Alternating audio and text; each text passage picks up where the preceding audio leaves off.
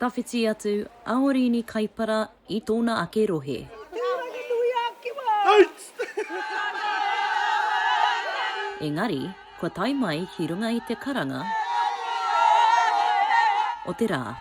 I a tāhua ki au tēnei kaupapa, tēnei hui ngā tātou a Te Pāti Māori, tēnei rā ai, ko te toko whitu toa.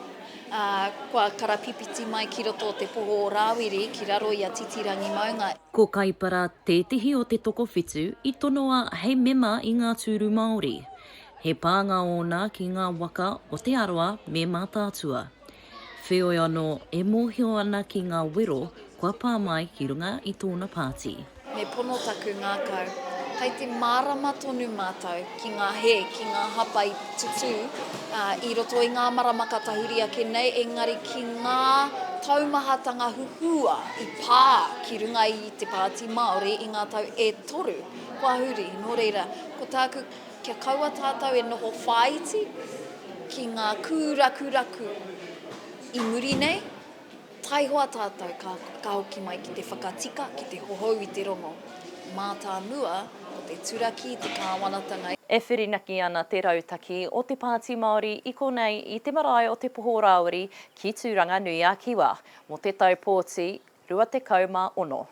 I te tau 23 I toa Rawiri Waititi mo te tūru Māori o te Waiariki me te nuinga o ngā te kaumārima mano o ngā pōti I reira. Engari ko te tino pātai nei, he hatana prene ki te rata I ngā kaipōti mo te Waiariki I tēnei tau. Now that we've had the launch, we're away. So there'll be a whole lot of announcements, but I can assure you in the Waiariki, you know, we're rich in resource.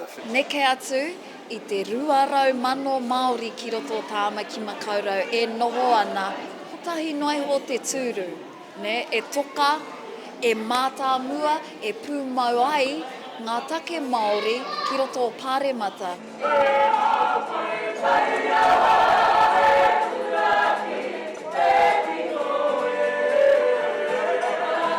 Kaore kore, kuarite Te Pāti Māori ki te hāpai I tēnei neke tanga ki te taumata hou.